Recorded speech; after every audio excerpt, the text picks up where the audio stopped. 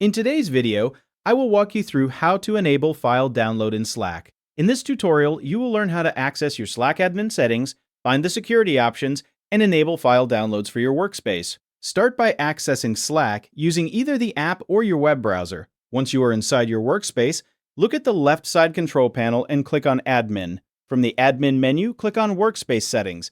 This will open the settings page for your Slack workspace. On the left side of the settings page, locate the security section and click on it. Inside the security settings, scroll through the available options until you find File Downloads. Once you see File Downloads, click on it to open the configuration settings. Next, click Edit to change the current settings. After clicking Edit, look for the option labeled Block File Downloads for Desktop and Mobile. If this option is checked, click on it to uncheck it, depending on your preference for allowing file downloads. Once you have adjusted the setting, review your selection to make sure it is set correctly. After confirming the change, click Save to apply the updated settings. Slack will then update your workspace configuration with the new file download permissions. Once saved, file download access will be enabled based on the setting you selected. You can return to the same security and file download section at any time if you need to change this setting again in the future.